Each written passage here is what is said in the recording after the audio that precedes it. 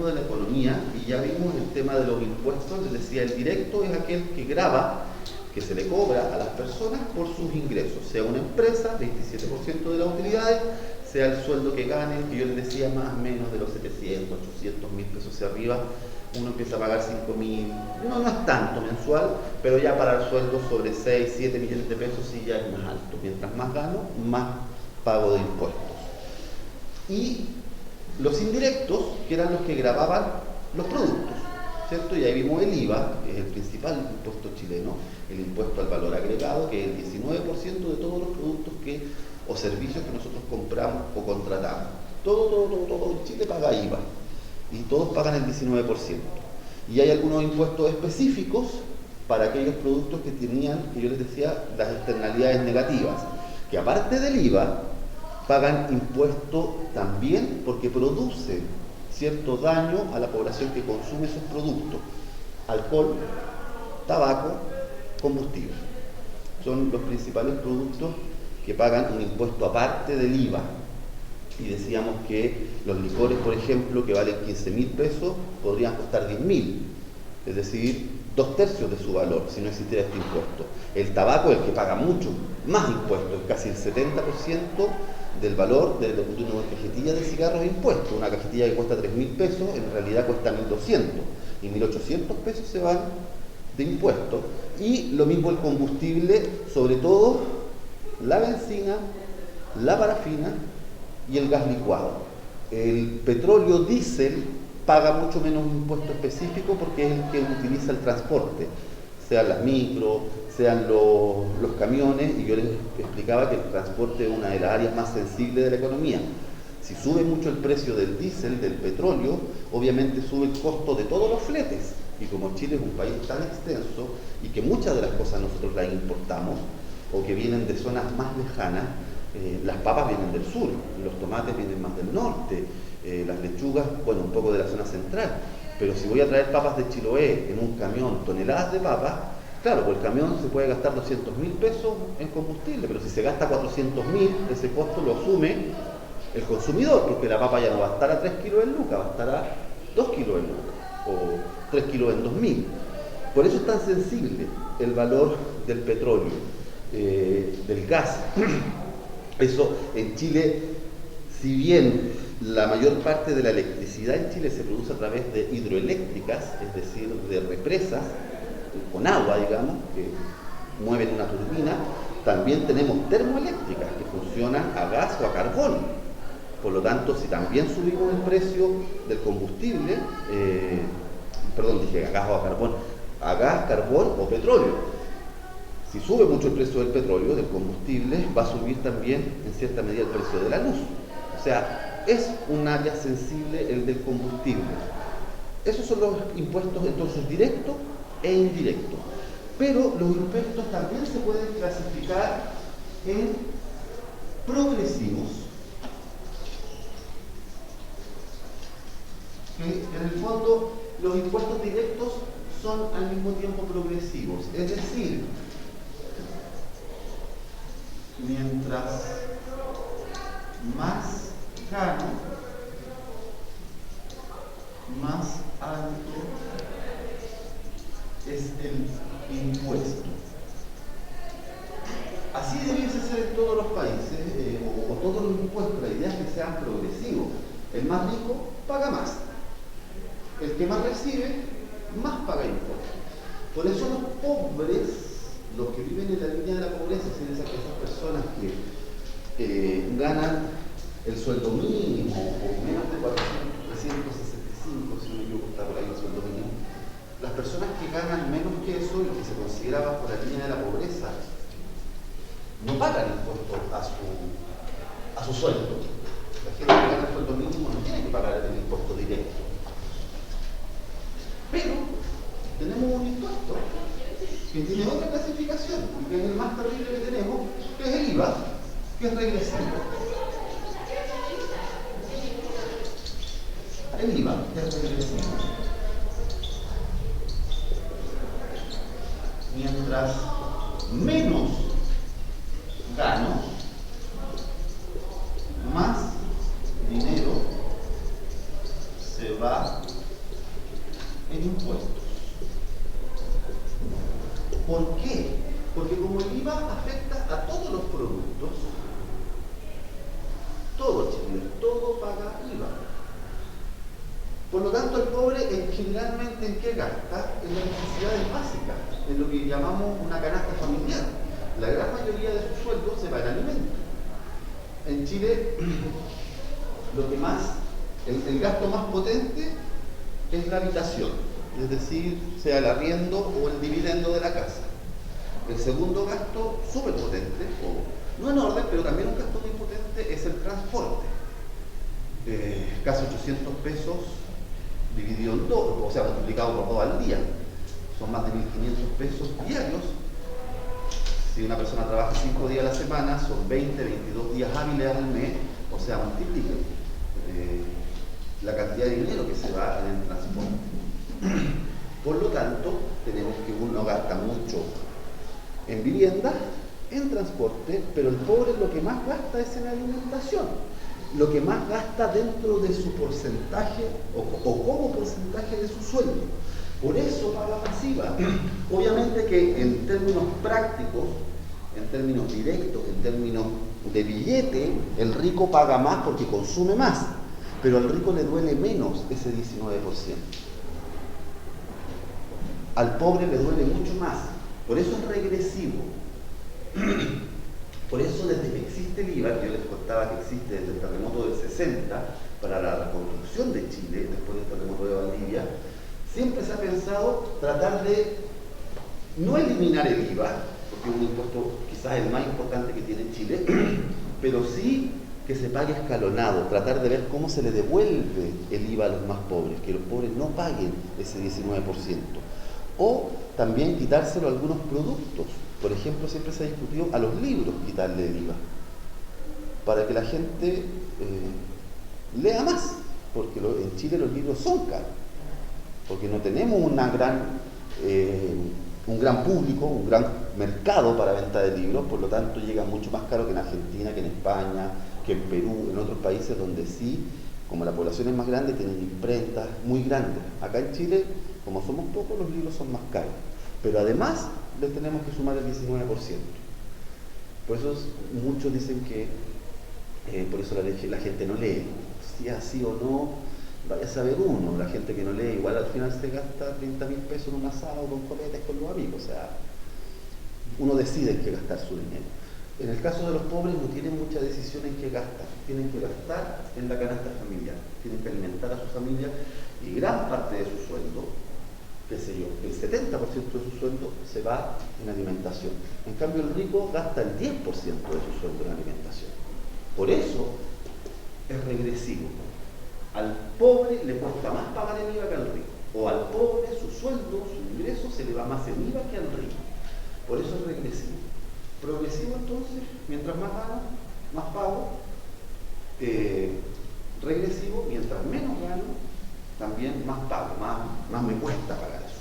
Eso nos había quedado pendiente en cuanto a la estructura de los impuestos en Chile. Ahora sí vamos a esto del Estado. Acuérdense que el Estado son las instituciones públicas, como nos organizamos jurídicamente. Es el pacto social que nosotros logramos para decir vamos a vivir en una sociedad civilizada, en un Estado de derecho. Es decir, que hay leyes, que hay derechos, obviamente, pero que también hay obligaciones, hay deberes.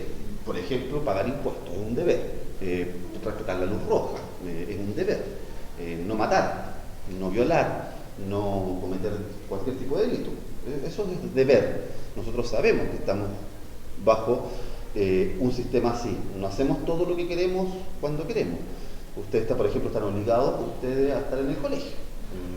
Hasta cuarto medio en Chile es obligatorio. O sea, si uno de ustedes ahora se retira del colegio, pueden perfectamente, siendo menores de edad, acusar a sus padres de vulneración de derechos, ¿cierto? Por lo tanto, hay obligaciones en que el Estado nos obliga a cumplir a través de las leyes, y si no las cumplimos somos penalizados, ¿cierto? O sea, nos juzgan por algo, o nos multan, o arriesgamos cárcel, etc.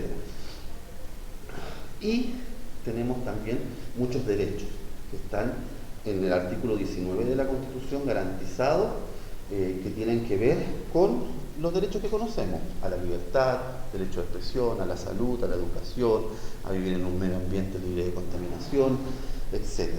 Pero para tener esos derechos hay que financiarlos. ¿Quién los financia? El Estado. ¿Cómo los financia? A través de los impuestos. Hasta ahí estamos súper claritos. Y el Estado, entonces, el Estado, a través de instituciones organismos públicos, maneja la política económica del país. Y aquí viene el concepto de política económica. Si bien yo siempre os he estado diciendo esta semana que lo dirige el gobierno a través del presidente de la República y el ministro de Hacienda, el ministro de Economía, ellos definen, en el fondo, en concordancia con el Congreso, con los diputados y senadores, definen en qué se va a gastar la plata en Chile. Y eso tiene que pasar por una ley, que es la ley de presupuesto. Pero vamos por partes. Primero, gobierno define año a año la ley de presupuesto. Si hay algo que dice la Constitución muy importante, es que ningún peso en Chile puede ser gastado si no pasa por la ley de presupuesto. Existe algo que se llaman gastos reservados, ya que todas las instituciones tienen, que es como una especie de caja chica, ya que eso sale, está en la ley de presupuesto, pero en el fondo para yo poder movilizarme con algunas cosas, es como también lo hacemos en la casa. Nosotros, cuando ya somos adultos y trabajamos y tenemos familia o vivimos solos ahora mismo, nosotros tenemos un presupuesto, es decir, sabemos cuánto vamos a tener en un mes. Sabemos cuánto dinero, porque es nuestro sueldo o nuestro negocio, o si vendemos en la feria o vendedor ambulante, calculamos más o menos, ya yo este mes o estos meses voy a estar sacando 400.000, 500.000, 600.000. Ese es mi presupuesto, es lo que yo tengo. Y ahí yo como jefe de hogar, como jefa de hogar, obviamente aquí no hago diferencia de género, jefa o jefe de hogar, yo defino cómo manejo mi presupuesto. Si yo gano este mes 500.000, no puedo meterme a internet y decir, mira, los pasajes a Río de Janeiro están a 500.000 pesos. Me voy. No, pues porque en algún momento me tengo que ir, voy a dejar de trabajar y además no me puedo gastar todo el sueldo en eso, pues tengo que pagar el arriendo, tengo que pagar la luz, el agua, el teléfono, la educación, la ropa, la micro, tengo que comer. Ese es el presupuesto, ¿cierto? Por lo tanto, a nivel país, Chile tiene un presupuesto. Se calcula futuro, se calcula para el año siguiente, es decir, en un par de meses más se va a empezar a discutir la ley de presupuesto del 2022. Y ahí el gobierno va a decir, mire, en estos momentos estamos recibiendo todo este dinero por impuestos. En estos momentos el precio del cobre está a 4 dólares la libra, que es la medida que se cobra.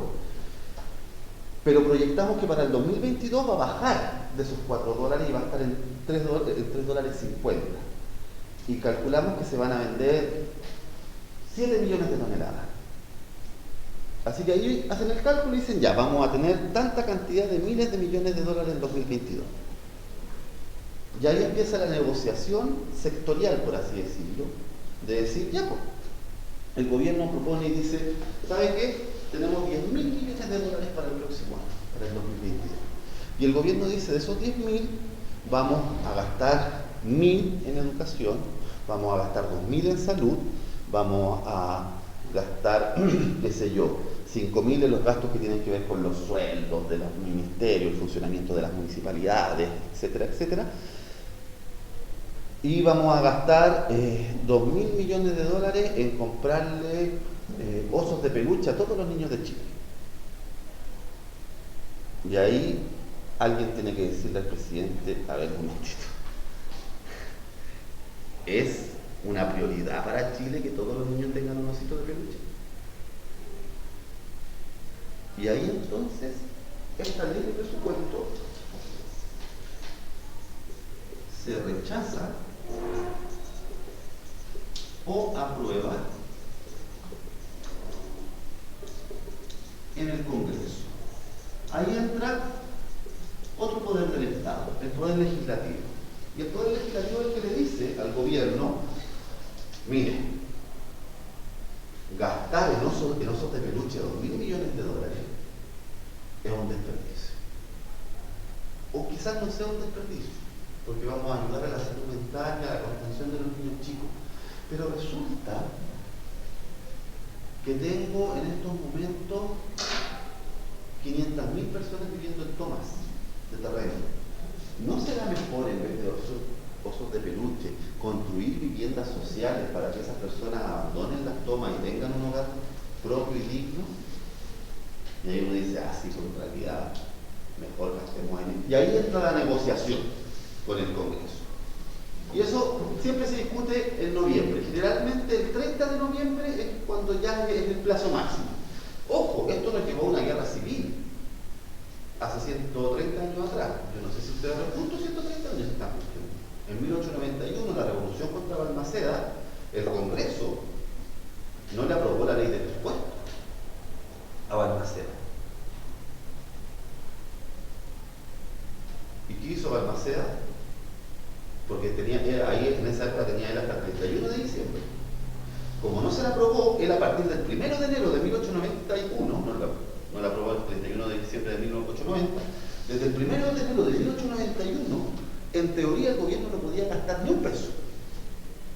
Por lo tanto, no podía pagar sueldo a los funcionarios, no podía seguir construyendo ferrocarriles, puentes, lo de esa época, no podía pagarle a las Fuerzas Armadas su sueldo, no podía arreglar caminos, nada. Balmaceda, ¿qué hizo? Esperó hasta el 5 de enero para ver si de una vez por todas se aprobaba. No se aprobó y pateó el tablero, por así decirlo. ¿Qué significa eso? Dijo, no hay un problema, el Congreso no me quiere aprobar la ley de presupuesto, yo doy por aprobada la ley del año pasado, la de 1890. Por lo tanto, voy a tener el mismo presupuesto que 1890, ya que no me quisieron aprobar esto. ¿De qué lo acusó el Congreso? De que eso era ilegal, ilegítimo y por lo tanto se convertía en una dictadura. Y comienza la guerra civil. Y Balmaceda termina cerrando el Congreso, los congresistas se van Iquique, y tenemos después las batallas de Concón y Placilla, el suicidio de Balmaceda y el inicio de la época parlamentaria en Chile. Así de importante es la ley de presupuesto. La define el gobierno, pero la tiene que negociar. Si tiene el Congreso a su favor, si la mayoría, por ejemplo ahora que estamos con un gobierno que es de Piñera, de centro derecha, si la mayoría del Congreso, sus diputados y senadores son de centro derecha, seguramente se la van a aprobar fácil, porque son sus aliados. Pero en estos momentos Piñera tiene minoría en la Cámara de Diputados y en el Congreso y en el Senado. Por lo tanto, él tiene que negociar. Él puede decir, más encima, es más difícil este año porque el gobierno cambia en marzo. O sea, el gobierno que asume a partir del 11 de marzo del 2022, sea quien sea, tiene que gobernar con la ley de presupuesto que le deje Piñera entre abril y diciembre. Por eso es tan importante. Así que ahí seguramente la oposición, cuando Piñera diga ya, y vamos a gastar, qué sé yo, 1.000 millones de dólares en apoyo a las empresas para que recuperen la fuerza laboral y volvamos a tener crecimiento y trabajo como teníamos previo al estallido social. Y ahí puede que el Congreso le diga, momentito, pero sin letras chicas, vamos a apoyar a los empresarios, pero a los pequeños empresarios, que son los que dan el 70% de la fuerza laboral en Chile. No vamos a apoyar al Jumbo, no vamos a apoyar al Líder, no vamos a apoyar a las farmacias, ni a los bancos. que también son empresarios, pero son grandes cadenas que tienen millones de dólares de utilidades.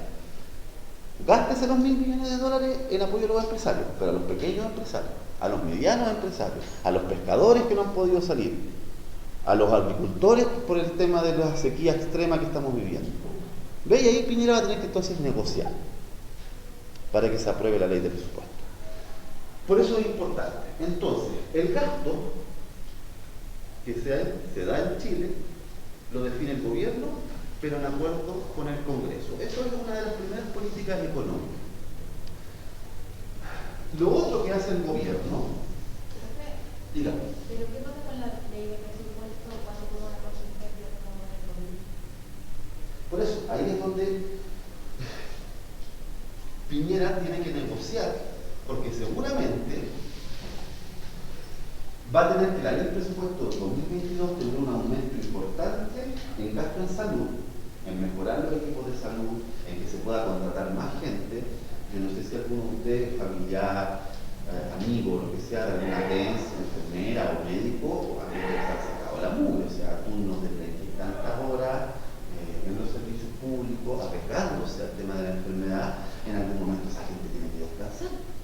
Y si seguimos en pandemia, alguien tiene que reemplazar a esa gente. De hecho, ahora recién estamos empezando a bajar los turnos, incluso empezando a darle vacaciones a la gente de salud. También se piensa en que hay que darle un bono a la gente de salud especial, porque esto mismo de que se han sacado la mugre. ¿De dónde va a salir la plata de ese bono? Sí, pero por ejemplo, cuando empezó la pandemia, que se hace la ley el año anterior, no tenía Ya. No, es que ahí, esta es la ley de presupuesto que define qué se va a gastar y cómo se va a gastar durante el año. Pero cuando hay contingencias, el gobierno presenta leyes que implican un gasto superior al presupuestado. Ahí hay una cosa, creo que lo mencioné a principio de año cuando vimos un poco el funcionamiento del Poder Ejecutivo y el Legislativo. Una de las atribuciones que tiene el Poder Ejecutivo, el Presidente de la República, es el único que puede presentar una ley, un proyecto de ley que implique gasto. Si implica gasto, no puede ser presentado ni por el Senado ni los diputados. Es un poco ridículo porque todas las leyes van a implicar gasto, pero se refiere en el fondo, por ejemplo, se está discutiendo en estos momentos en la Cámara de Diputados la ley de aborto libre. En teoría va a tener gasto, obvio, porque va a ser gratuito, seguro en los hospitales, pero no genera un gasto más allá de lo que ya hay.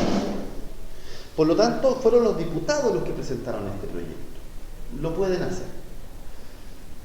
Pero vino la pandemia, la gente empezó a encerrarse, a quedar cesante, y vinieron los primeros apoyos en dinero, ¿cierto? Los bonos. Ahí el gobierno es el que presenta el proyecto. Y dice, ya, por ejemplo, fue por ahí por fines de abril o principios de mayo, cuando salió esto del IFE, el ingreso familiar de emergencia. ¿Qué dijo el gobierno? Vamos a hacer un ingreso familiar de emergencia, y al principio, ¿qué dijo? La ley. Solamente para la gente que haya perdido su trabajo, que haya disminuido su ingreso. ¿Qué le dijo el Congreso? No. Para todos. ¿Qué dijo el gobierno? A ver, no tengo plata para todos, pero ya, los que estén bajo el 60% de la línea de la pobreza. No. Para todos. Ya, ok. Para los que estén bajo el 90%. Así dejamos fuera los que ganan como más de 800.000 per cápita. Es decir, una familia de 5, que esa familia vive con más de 4 millones de pesos. Y ahí el Congreso dijo, ya, sí. Ahí sí. Porque ahí sí es ingreso familiar de emergencia y universal, como nosotros lo queremos decir, para todos. En este caso, casi todos, pero para la gran mayoría de la población chilena. Pero esas son leyes especiales que necesitan de un presupuesto especial. Y no toca el presupuesto anual. No es que le saquen, para hacer el IFE, entonces vamos a tener que bajarle el sueldo a todos los funcionarios públicos en 5.000 pesos. Y ahí no. Los funcionarios públicos ya está su sueldo fijado por ley, se ocupan otros recursos. ¿Qué recursos? Los que Chile tiene ahorrados, los que Chile tiene en bonos en otros países, o se endeuda. le pide dinero prestado a otros países que afortunadamente no hemos caído en eso. Pero sí Chile tiene una deuda que en estos momentos, si no me equivoco, es como del 40% del presupuesto. Esa es la deuda que Chile debe, de cada 10 pesos del presupuesto, debe 4. El Estado, todos nosotros. En Europa, las grandes potencias, Francia, Inglaterra, Alemania, están endeudados en el 100% o un poquito más. Es decir, es más lo que deben que la plata que tienen para gastar. Nosotros por lo menos estamos más sanos en eso. No nos hemos endeudado todavía tanto. Por lo tanto, tenemos un gobierno que, como parte de la política económica que se da en un país y a través de la ley de presupuesto, también el gobierno define las políticas públicas, que es un poco lo mismo, es decir, en qué se gasta el presupuesto. Acuérdense que Chile es una república democrática esencialmente presidencialista. Tiene mucho poder el presidente de la república. El cargo, acuérdense, da lo mismo si es Piñera, Bachelet, Lago, Frey, Elwin y el que venga. El cargo es el que tiene mucho poder. Define el presupuesto. Solamente puede él tener leyes que impliquen un gasto. Eso se llama política pública. ¿En qué me gasto el dinero? Eso lo define el gobierno. Por eso hay gobiernos que se han caracterizado por impulsar ciertas políticas públicas. Por ejemplo, el que es considerado uno de los mejores gobiernos en la historia de Chile, es difícil hablar de mejor, peor, más bueno, más malo, porque todo gobierno, al ser una institución, un organismo, un ente compuesto por personas, es imperfecto. Pero muchos dicen que el mejor gobierno que ha tenido la historia de Chile ha sido el de Pedro Aguirre Cerda, entre el año 38 y 42. Eran 6 años, pero se murió 2 años antes. Él enfrentó el terremoto, como casi todos los presidentes de Chile, enfrentó un gran terremoto, que fue el terremoto del año 39 en Chillán, que también entre Rancagua y Temuco, Chile en el suelo. Él creó la Corfo, que es la Corporación de Fomento, que está un poco dentro de esto. La Corfo es la gran institución pública que apoya la innovación en Chile, que apoya los proyectos de emprendimiento en Chile. Él creó la Corfo. Gracias a la creación de la Corfo surgieron cientos de empresas e industrias chilenas, cuando no teníamos prácticamente. Llanza, que ahora es esa marca de azúcar, ¿cierto? Llanza partió como una empresa pública. Todas esas empresas que se privatizaron en el gobierno de Pinochet. Endesa, Empresa Nacional de Energía Sociedad Anónima, del Estado, creada a través de la Corfo, que era la que manejaba la electricidad en Chile, que después fue vendida a capitales españoles. Llanza y muchas más empresas las creó este presidente porque su política pública fue: ¿en qué me gasto la plata? 1, apoyar el emprendimiento, apoyar que el Estado levante la economía, y 2, en educación. De él es la frase: gobernar es educar. Pero no se quedó solo en la palabra. ¿Qué hizo él? Formó en varias universidades que ya existían en esa época, o creó también otras, para la formación de profesores. Construyó escuelas públicas en sectores rurales donde la educación todavía no llegaba. En esa época la mayoría de la gente, de las personas chilenas, vivían en el campo. Por lo tanto no habían escuelas, seguían siendo ocupados como mano de obra por sus padres. Para un campesino de hace 50, 60, 70, 100 años atrás, era mucho más valioso al hijo de 10 años tenerlo ayudando en el campo, aunque sea con las labores que le dé la fuerza nomás, que tenerlo aprendiendo a leer y escribir. ¿De qué me va a servir ese cabro que sepa leer? Si igual cuando yo me muera va a terminar haciendo lo mismo que yo, y yo no sé leer. Para cambiar esa mentalidad, él invirtió mucho. Por eso es considerado uno de los mejores presidentes. Y pues, entonces, ¿cuál fue su política pública? Reconstruir el país, porque llevaba 4 meses, o menos, no menos. Si no me equivoco, los presidentes juraban el 18 de septiembre. Octubre, noviembre, diciembre, enero fue el terremoto. Ya 4 meses en el gobierno, cuando fue el terremoto chileno. Así que cambió su política económica diciendo, ok, me voy a gastar la plata en reconstruir Chile a través de inversión pública en empresas públicas para que den trabajo, y además voy a gastar en educación, porque gobernar es educar. Listo. Esa es su política pública. Puede que de otros presidentes sea, no, mi política pública va a estar dirigida a la salud, al área de la salud. Necesito tener mejores hospitales, necesito tener mejores consultorios, que la salud llegue a todos los sectores, a todas las poblaciones de Chile. Así que mi intención como gobierno es la salud. ¿Por qué? Porque la economía, es una ciencia social. No es exacta, por lo tanto, no es física, es exacta, que se gobierna por leyes, ¿cierto? La ley de gravedad, la ley de movimiento, la ley de acción y reacción. No es química, que a través de las fórmulas, poniendo esto, más 2 gramos de esto, siempre va a pasar lo mismo.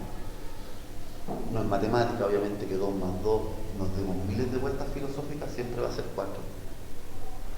La economía no es una ciencia exacta, es una ciencia social. ¿De qué se encarga esa ciencia social? La economía, pero aquí, aparte, estudia cómo satisfacer infinitas necesidades con recursos limitados. Que era un poco lo que le hablaba recién. Si yo gano 500 lucas, ¿me voy a gastar las 500 lucas en mis vacaciones? Claro, si soy soltero, tengo 25 años, soy joven, seguramente haga la locura. Total, cuando vuelvo a la casa de mis papás y me pongo a trabajar otro rato más y sobrevivo. Pero si soy padre de familia, madre de familia, tengo 3 hijos, uno en la U, otro en el colegio y el otro lo tengo ahí en el jardín, ¿me puedo gastar las 500 lucas en mandarme a cambiar en un viaje? No. Todos tenemos que ser, en cierto grado, economistas, porque todos tenemos que saber cómo satisfacemos las necesidades que tenemos con recursos limitados. Siempre los recursos van a ser limitados, a no ser que yo sea Bill Gates, que sea de los millonarios principales del mundo, que me alcance para lo que yo quiera, incluso ahora los que se están gastando para ir al espacio. ¿Han visto los que están construyendo sus propias naves espaciales para estar 10 minutos en el espacio? O sea, imagínense la cantidad de plata que hay que tener para eso. Para darse ese gustito, porque al final es un gustito, porque no están yendo con misiones científicas, ni averiguando nada sobre la gravedad, sobre nada. Solamente es para decir, miren, estoy sin gravedad cero, miren cómo lindo se ve el planeta. Ya. Pero son pocos en el mundo. La gran mayoría del mundo, el 99% de la población mundial, tiene que saber cómo lo hago. Gano 500 lucas. Pago 200 de impuestos, me gasto 70 en locomoción, el colegio de mi hijo me cuesta 40, la universidad por lo menos ya logramos la gratuidad, pero tengo que pagar la luz, el agua, el teléfono. Papá, se me rompieron las zapatillas. Ahí que se me va el diablo mi presupuesto. ¿A qué tengo que acudir? Voy a ITES, voy a París, voy a lo que es Falabella. Ahora necesito sacar una tarjeta. No hay problema. Tráigame sus 3 últimas liquidaciones y tiene un cupo de 1 millón de pesos. Chuta, y ahí la gente, todos nos empezamos a entusiasmar. Pero las zapatillas van a costar 60 lucas, ya la pago en 6 meses, 10 mensuales, me alcanza. Y ese LED de 42 pulgadas y ese plasma que está ahí, ¿cuánto vale? 400. ¿Y se puede comprar en 36 cuotas? Sí. 36 cuotas de 20.000 pesos. Y ahí yo saco la cuenta, chuta, en vez de pagar 400 por la tele, voy a terminar pagando 700. Pero voy a tener una tele, ya me la llevo. Y ahí me voy al diablo con esto. Porque eso es lo que hace la economía. Lo hace a nivel macro, como lo estamos viendo a nivel de Estado, pero también lo tenemos que ver nosotros, en nuestros hogares. O sea, lo mismo, ustedes. Papá, bueno, cuando no teníamos pandemia. Papá, voy al cumpleaños de la Yasmín. Ya, pues vaya. Sí, pero tengo que comprarle un regalo. No hay problema, tome. Ahí tiene 10 lucas. Buena, ya. Y ahí yo pienso, ya, pero la Yasmín, ¿para qué le voy a comprar algo de 10 lucas? Le compro algo de 5. Y con la otra 5 me compro los cigarros y me llevo una cerveza. La hice. ¿Ven? Ahí ya tomé una decisión económica. Tenía un presupuesto, 10.000, pero lo dividí. Podría haberle comprado los 10.000 de regalo, pero llego con las manos, no llego con papas fritas, no llego con nada. Pero ahí puedo llegar con otra cosa. ¿Ven? Eso es satisfacer infinitas necesidades. Nosotros desde respirar, que hasta hoy es lo único gratis, todo lo demás lo tenemos que pagar. Porque hasta para nuestras necesidades básicas la alimentación se paga. O sea, para deshacernos de nuestros desechos tenemos que tener agua en la casa, o si no tendríamos un pozo ahí. O sea, hasta para deshacernos de nuestros desechos pagamos. Por lo tanto, eso es estudiar economía. Y esas son las políticas públicas o políticas económicas que maneja un país. Como ya estamos terminando, y para que me recuerden el lunes, voy a poner el número 2, el número del gobierno, y vamos a comenzar hablando del Banco Central. Institución en Chile autónoma, no depende del gobierno, que define muchas de las políticas económicas que vive el país, como el precio del dólar, como la tasa de interés, como la impresión de dinero circulante. Porque si hay mucho dinero, las cosas suben de precio. Y ahí vamos a hablar de la inflación y todo. Y hasta ahí vamos a estar en la prueba. ¿Ya chiquillos? Que estén muy bien. Váyanse con cuidado.